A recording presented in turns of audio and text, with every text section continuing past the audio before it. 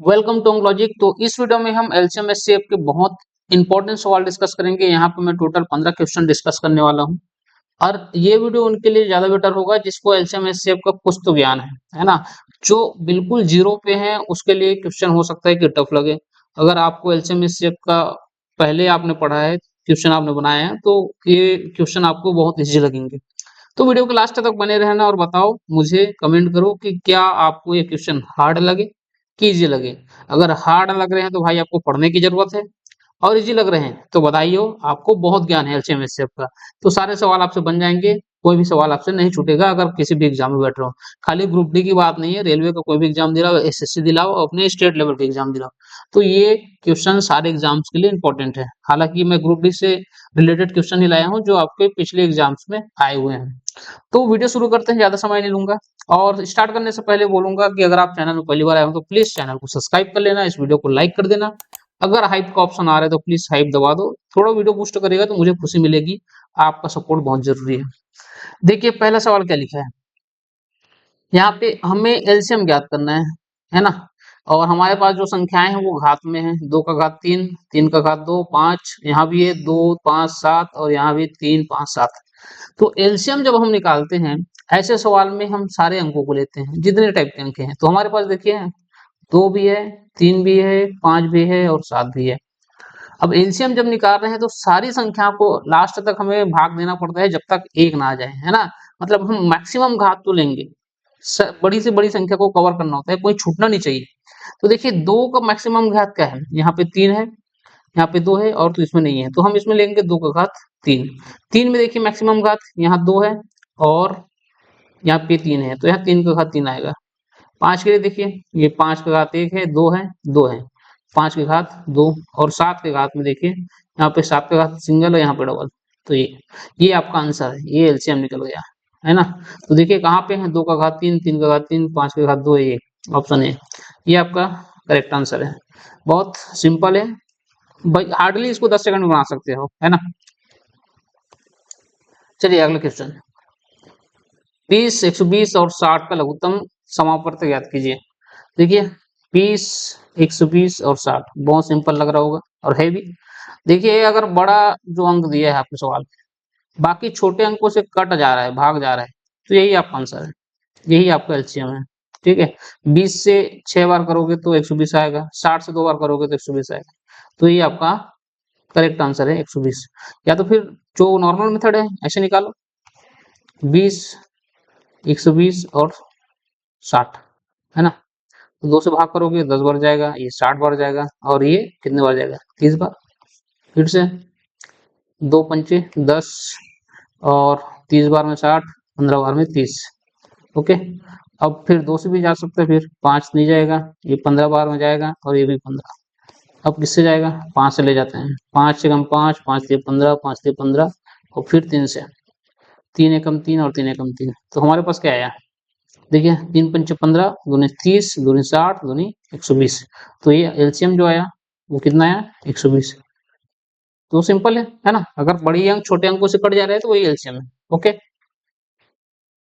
अगला क्वेश्चन देखते हैं, वह छोटी से छोटी संख्या ज्ञात कीजिए जिससे 12, 16 और 18 से विभाजित करने पर प्रत्येक स्थिति में 5 शेषफल बचता है।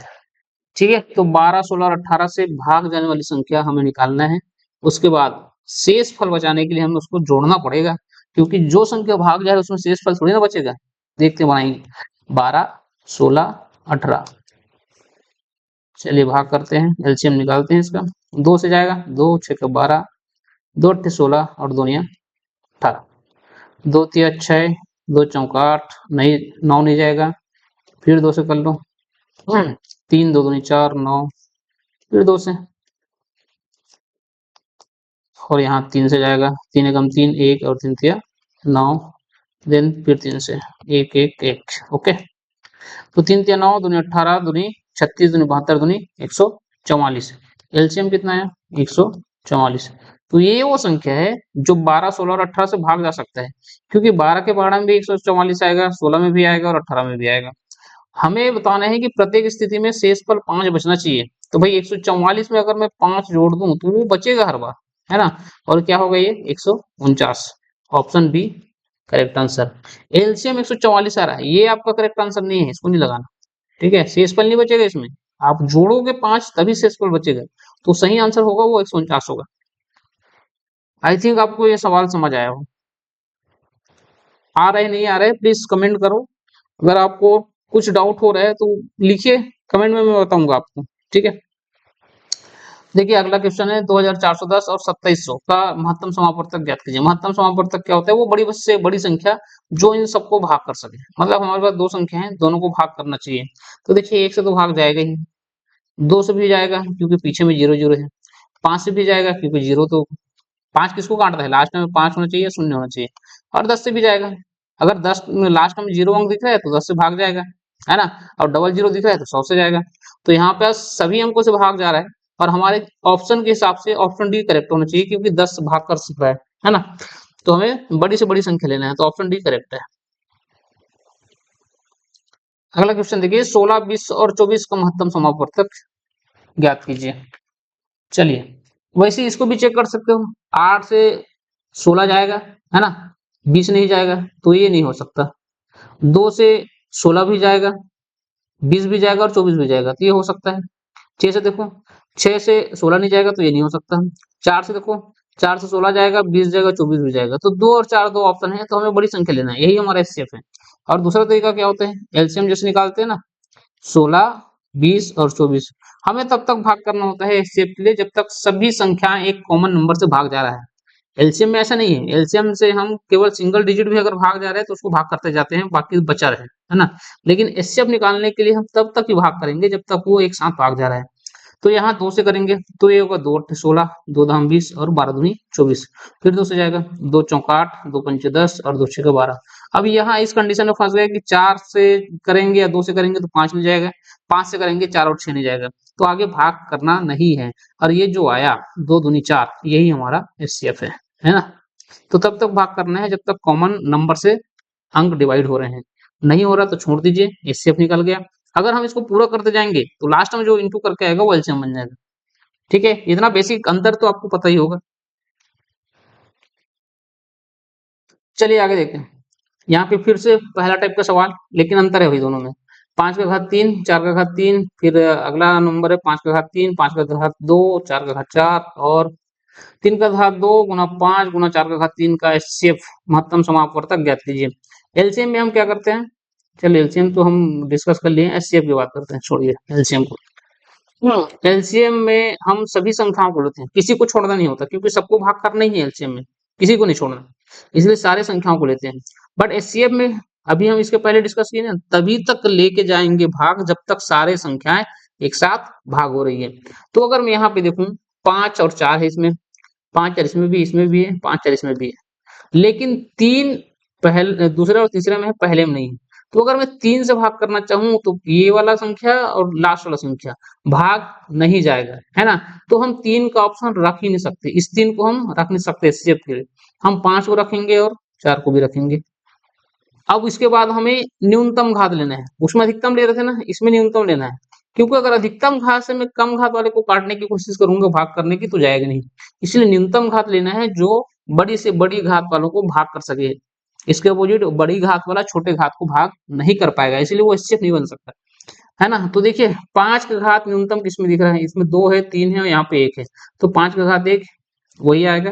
अब 4 के घात में देखिए 4 का घात 3 है, 4 का घात 4 है और 4 का घात 3 है, तो कम वाला लेना है 4 का घात 3, तो 5 गुना 4 चौक 16 चौक 64, इसको गुना करो, 4 पंचे 20, ठीक है, कैरी 2, 6 पंचे 30 2 32, 320।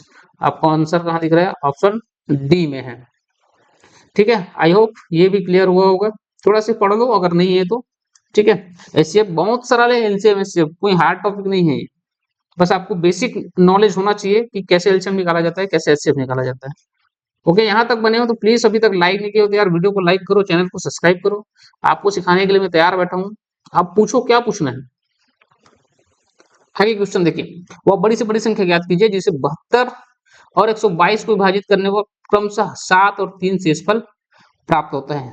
3 बचना चाहिए और 7 बचना चाहिए, किसमें 72 को भाग करेंगे तो 3 बचेगा और 122 को भाग करेंगे तो 7 शेषफल बचेगा। मतलब 72 और 122 ये भाग नहीं जाने वाले, इसमें शेषफल बचेगा तो भाई इसमें 3 घटा दो, इसमें 7 घटा दो, क्या बच रहा है ये 69 और ये बच रहा है 115। अब ये संख्याएं हैं जो किसी कॉमन संख्या से भाग जाएगा, है ना। तो 69 और 115 को हम किससे भाग कर सकते हैं? देखो हमारे पास 17, 29, 26 और 23 है, तो ये 23 के पहाड़ा में आता है भाई। 23 3 69 और 23 पंचे 115। उसके बाद 3 और 5 16 अलग है तो भाग नहीं जाएगा, तो एचसीएफ जो हो रहा है वो 23 है। यही आपका आंसर है ऑप्शन डी। अब देखिए 23 से 69 भाग जाएगा, 23 से 115 जाएगा, 23 से मैं 72 को भाग करूंगा तो 3 से असफल बचेगा, 23 से 122 को भाग करूंगा तो 7 से असफल बचेगा। क्लियर? तो यही सवाल में पूछा गया है, बड़ी से बड़ी संख्या क्या है जो भाग कर सके और शेषफल भी बचना चाहिए 3 और 7। तो पहले घटाओ फिर एचसीएफ निकालो। ओके, आई होप ये क्लियर है आपको। चलिए अगला क्वेश्चन। और बड़ी से बड़ी संख्या ज्ञात कीजिए जिससे संख्या 158 और 215 को विभाजित करने पर 4 और 5 शेषफल प्राप्त होता है। देखो इसके पहले हम बनाए ना, सेम वही है। चलिए इसको बनाते हैं। 158 में अगर 4 बच रहा है तो घटा दो, 215 में भी कितना बच रहा है 8 बच रहा है तो इसको भी घटा दो, सॉरी 5 बच रहा है 8 नहीं है, गलत हो जाता भाई अभी। तो ये होगा 154 और ये कितना होगा 210। तो 154 और 210 के एलसीएम निकालना पड़ेगा, है ना। तो 2 से भाग जाएगा ये, 2 सत्ते 14, एक बचा फिर से 14, ठीक है 14 और ये होगा 2 एकम 2, 2 शून्य 2 पंचे 10। अब किससे जाएगा? 3 से तो नहीं जाएगा, 7 से 14, ये 105 3 से जा सकता है लेकिन, है ना। तो ये जाएगा 7 से, 7 एकम 7, 7 एकम 7 और 15 7 105। अब 11 और 15 है तो अब कोई कॉमन संख्या भाग करने के लिए नहीं है, तो हमारे पास जो एचसीएफ आएगा वो कितना आएगा 2 गुना 7 मतलब 7 दूनी 14। ऑप्शन डी आपका करेक्ट आंसर है। ठीक है, आई होप क्लियर है। नहीं है, क्या कंफ्यूजन आ रहा है तो प्लीज कमेंट कर दो, मैं बताऊंगा आपको, पूरा एक्सप्लेन करने के लिए बैठा हूं मैं। ठीक है, चलिए आगे देखिए। भिन्नों के लघुत्तम समापवर्त एलसीएम की गणना अंशों का एलसीएम और हरों का एचसीएफ के रूप में की जाती है। तो 5/6, 6/5 और 3/2 का लघुत्तम समापवर्त एलसीएम ज्ञात कीजिए। मैं आपको किसी शॉर्ट में बताया हूं कि अगर भिन्नों का एलसीएम निकालना होता है ना, तो ऊपर जो अंश होता है उसका एलसीएम निकालते हैं और नीचे जो हर होता है उसका एचसीएफ निकालते हैं। अगर इसके अपोजिट एचसीएफ निकालना हो तो अंश में एचसीएफ निकालेंगे और हर में एलसीएम निकालेंगे, है ना। अपोजिट करना है तो हमें क्या पूछा है एलसीएम। तो भाई हमारे पास जो संख्या है वो क्या है 5/6, 6/5 और 2/3। तो एलसीएम किसका निकालेंगे 5, 6 और 2 का, और एचसीएफ किसका निकालेंगे 6, 5 और 3 का। 5, 6 और 2 का एलसीएम कितना होगा, कहाँ निकालूं, साइड में निकालता हूँ। 5, 6, 2 करो भाग, 2 से जाएगा 5 नहीं जाएगा, 2 3 6, 2 एकम 2, फिर 3 से और 5 से, है ना। तो 5 से 15 दूनी 30, तो आ रहा है 30 एलसीएम। और एचसीएफ, एचसीएफ देखिए यहाँ 5 है, 6 है और 3 है, तो कोई ऐसा कोई कॉमन नंबर नहीं दिख रहा जो तीनों को एक साथ भाग कर सके। 3 से करोगे 6 जाएगा लेकिन 5 नहीं, 5 से करोगे तो 3 और 6 नहीं जाएगा, 2 से तो 5 जाएगा ही नहीं, तो और कोई पॉसिबिलिटी है नहीं, तो ये एक ही आ गया एचसीएफ। तो आंसर हमारा क्या आ रहा है 30। इसका आंसर है 30, ऑप्शन सी करेक्ट आंसर है। चलिए आगे सवाल देखते हैं। दो संख्याओं का महत्तम समापवर्तक 7 है और उनका लघुत्तम समापवर्त्य एलसीएम 434 है। इनमें से एक संख्या 14 है तो दूसरी संख्या ज्ञात कीजिए। ये भी बहुत अच्छा सवाल है और इसके लिए मैं बताया हूँ दो संख्याओं को गुना n1 n2 ये बराबर होता है उन दोनों संख्याओं के एलसीएम और एचसीएफ के गुणनफल के बराबर। ठीक है ना, यही सूत्र है, ये आपको याद रखना चाहिए, बहुत अच्छा सूत्र है। अरे डब्बा बन जा, कुछ भी बन गया देखो। तो नंबर 1 क्या है n1, एक संख्या 14 है ना, दूसरी संख्या हमको निकालना है। एलसीएम हमें दिया है 434, एचसीएफ है 7, तो यहाँ से काट सकते हैं 7 एकम 7, 7 दूनी 14। n2 निकालने के लिए 434 की तरफ 2 को पक्षांतर करो या तो यहीं से काट दो, जैसे भी काटना है काटो। 2 एकम 2, 2 दूनी 4, फिर 2 एकम 2 और 2 सत्ते 14। तो सेकंड नंबर n2 निकला 217। 217 कहाँ है पे, ऑप्शन सी में है। ठीक है, ऑप्शन सी आपका करेक्ट आंसर है। ओके क्लियर, ये जो फॉर्मूला है ना इंपॉर्टेंट भाई, याद रखना इसको। बहुत जगह काम आते हैं, अलग अलग टाइप के क्वेश्चन पूछे जाते हैं। इसी में 4 डाटा रहते हैं, n1 n2 दोनों संख्याओं का गुना या फिर एलसीएम एचसीएफ का गुना, ठीक है, कुछ भी पूछ सकते हैं इसमें। देखिए आगे सवाल, दो संख्याओं का लघुत्तम समापवर्त्य उनके महत्तम समापवर्तक के 14 गुने के बराबर है। यदि एक संख्या 36 है और उसके लघुत्तम समापवर्त्य एलसीएम और एचसीएफ का योग 270 है, तो दूसरी संख्या ज्ञात कीजिए। देखो क्या कॉम्प्लिकेटेड सवाल है, कॉम्प्लिकेटेड नहीं है, सरल है, ठीक है। अब पहला कंडीशन के हिसाब से हम बनाते हैं, दो संख्याओं का लघुत्तम समापवर्त्य एलसीएम जो है एचसीएफ के 14 गुना है। किसके 14 गुना? एचसीएफ के। तो मान लेते हैं हमारे पास एचसीएफ x है, तो एलसीएम सवाल के अकॉर्डिंग क्या हो जाएगा भाई, एचसीएफ के 14 गुना 14 गुणित x मतलब 14x, है ना, इसको 14x लिखो।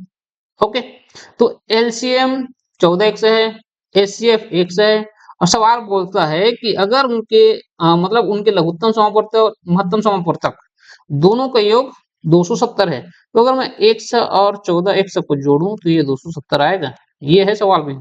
तो 14 और 1 15x बराबर 270, तो यहाँ से x की वैल्यू निकलेगा, है ना। 15 से काटो तो एक बार जाएगा, 15 कम 15 क्योंकि 27 है, 2 बार में 30 होगा, बच रहे 12 तो 120 हो गया, और ये होगा 15 अट्ठे 120।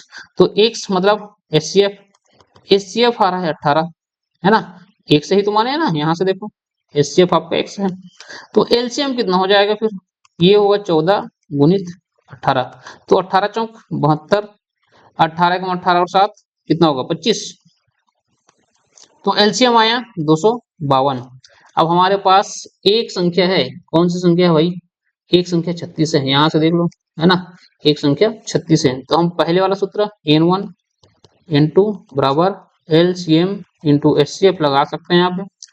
एक संख्या 36 हमारे पास है, चलो इसको 36 को n2 बना दो, n1 लिखना है हमें, यही निकालना है ना एक्चुअली, और यहाँ पे एलसीएम आ रहा है 252 और एचसीएफ है 18, तो 18 कम 18 18 दूनी 36, ठीक है, n2 बराबर तो 252 बटा 2, पक्षांतर करोगे तो 2 एकम 2 2 एकम 2 2 दूनी 4 और 2 छक्का 12, तो n2 कितना आया 126, ये आपका करेक्ट आंसर है, डिब्बा बन जा, ठीक है, ऑप्शन बी करेक्ट आंसर है। ओके क्लियर, बहुत इजी है, ठीक है, आपको मानना पड़ेगा इसको, एचसीएफ एलसीएम फिर योग, सवाल सारा चीज हिंट करता है सवाल, अगर आप अच्छे से पढ़ोगे ना तो इसमें कोई ज्यादा दिमाग लगाने वाली बात नहीं है, जो सवाल बोल रहा है वैसे करो आंसर आ जाएगा, बहुत इजी है। अगला सवाल देखते हैं, 18 और 25 के लघुत्तम समापवर्तक और महत्तम समापवर्तक का गुणनफल ज्ञात कीजिए। बहुत सिंपल, n1 गुना n2 बराबर एलसीएम गुना एचसीएफ, है ना, तो हमारे पास 18 है, 25 है, n1 n2, और यही तो पूछ रहे हैं एलसीएम और एचसीएफ का गुणनफल, तो भाई ये बराबर आएगा ना एलसीएम गुना एचसीएफ, तो करो। 25 अट्ठे कितना होता है 200 होता है, तो 20 कैरी फॉरवर्ड, 25 कम 25 और 20 45 450, ये तुम्हारे एलसीएम और एचसीएफ का गुणनफल है, यही आंसर है भाई 450, option A is correct answer.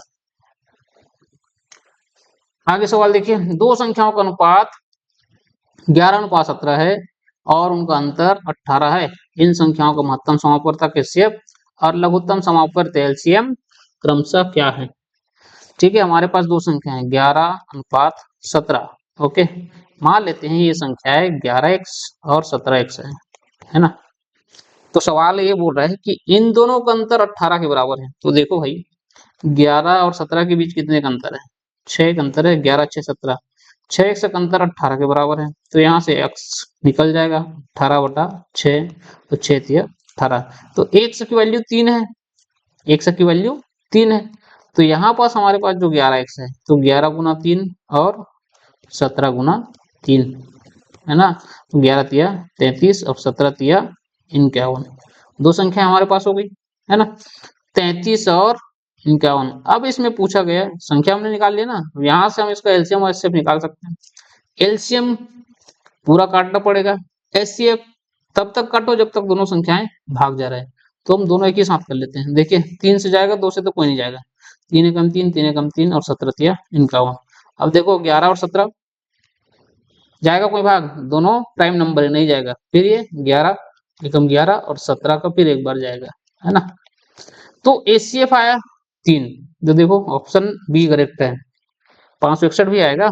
11 तिया ये 3, 11 और 17, तो 11 तिया 33 और 17, 17 तिया 51, 5, 17 तिया 51 और 5 56, 561, ये तो है ना। ठीक है, ऑप्शन बी करेक्ट आंसर। चलिए अगला सवाल क्या लिखा है भाई। अंडर रूट 169, थर्ड रूट 27 है, फिर थर्ड रूट 64 है और सेकंड रूट है आपका 144 का लघुत्तम समावर्त ज्ञात करना है, क्या होगा एलसीएम। ठीक है, तो भाई देखो इसमें नॉर्मल अंक बनाएंगे। ये 169 कितना होगा, ये 27, 64 और अंडर रूट 144। तो भाई 169 किसका अंडर रूट हो, मतलब किसका वर्ग है, 13 का, है ना। तो 169 का वर्गमूल करेंगे तो आएगा 13। ये क्यू रूट है 3 का, 3 तिया 9 तिया 27। 64 किसका क्यू रूट है, 4 का, 4 चौक 16, 4 और 16 चौक 64। 144 किसका अंडर रूट है, मतलब वर्गमूल किसका होगा, ये 12, 12 का है ना, 12 का वर्ग होगा 144, तो 144 का वर्गमूल 12 आएगा। ओके, तो यहाँ से हमें एलसीएम निकालना है, सबको भाग करना है, वही लग जाओ। ये यहाँ से 13 नहीं जाएगा, 2 का, ये भी नहीं जाएगा, ये जाएगा 2 दूनी 4 और 2 छक्का 12। यहाँ से फिर 2 से करेंगे, 13 नहीं जाएगा, 3 नहीं जाएगा, 1 जाएगा और 3 बार जाएगा। अब 3 से कर सकते हैं, 13 नहीं जाएगा, ये 1 बार जाएगा और ये 1 बार जाएगा। फिर से हम 13 से भाग करेंगे 1 बार, बाकी तो कट ही गया। तो देखियो एलसीएम क्या आया, एलसीएम 2 गुना 2 गुना 3 गुना 13। डायरेक्ट गुना करोगे तो भी चलेगा, लिखने की जरूरत नहीं है। ठीक है, तो ये 13 3 39, इधर से करो अगर दिक्कत हो तो। 2 दूनी 4, 4 तिया 12, 12 गुना 13 ऐसे कर लो। 13 दूनी 26, 13 कम 13 2 15, 156, ऑप्शन ए करेक्ट आंसर। जहां से भी करना हो करो, 13 3 39, 39 दूनी 78, 78 दूनी 156। ठीक है, लास्ट क्वेश्चन, 4 अंकों वाली और बड़ी से बड़ी संख्या ज्ञात कीजिए जिसे 7, 11 और 13 से विभाजित करने पर प्रत्येक स्थिति में शेषफल 4 प्राप्त होगा। तो देखो भाई 7, 11 और 13 से हमें एलसीएम निकालना है, बड़ी से बड़ी संख्या। ठीक है, तो सभी तो प्राइम नंबर है, 7 किसी से भाग नहीं जाएगा, 11 भी नहीं जाएगा, 13 भी नहीं जाएगा। तो एक बार 7 से करोगे, एक बार 11 से करोगे, एक बार 13 से करोगे, इन सब का गुना, यही एलसीएम है और ये आएगा 1001। ठीक है, तो ये भाग जा रहे हैं 7, 11 और 13 से, इसमें 4 जोड़ोगे तो आएगा 1005। ऑप्शन सी करेक्ट नहीं है, क्योंकि हमें बड़ी से बड़ी संख्या ज्ञात करना है, ये छोटी से छोटी संख्या है। तो भाई 1001 में हम चाहें तो अभी और बड़ा संख्या ले सकते हैं, क्योंकि 4 अंकों की बड़ी संख्या 9999 होती है, हमारे पास इतना आगे बढ़ने का चांस है, यहाँ तक जा सकते हैं। तो 1001 में अगर 9 से गुना करूं और 4 जोड़ूं तो ये हो जाएगा 9009 प्लस 4, 9013। ये आपका करेक्ट आंसर है, option D. Clear, I hope बाकी ये सारे सवाल आपको समझ आए होंगे, लास्ट वाला सवाल भी आपको समझ आए होंगे। यहाँ तक आप बने हैं तो आपके पेशेंस की दाद देता हूँ मैं। भाई सपोर्ट करो यार, मेरे अभी सब्सक्राइबर बहुत कम है। ठीक है, मैं सबको सिखाना चाहता हूँ, जो मैंने नौकरी के लिए तैयारी किया वो एक्सपीरियंस आपके साथ शेयर करना चाहता हूँ। तो प्लीज इस वीडियो को लाइक कर देना, इस चैनल को सब्सक्राइब कर लेना, और यहाँ जो आपको वीडियोस दिख रहे हैं, अगर आपको और कोई बाकी वीडियोस देखने हैं तो प्लीज यहाँ से क्लिक करके देख सकते हैं। मैं मिलता हूँ नेक्स्ट वीडियो में। Thank you.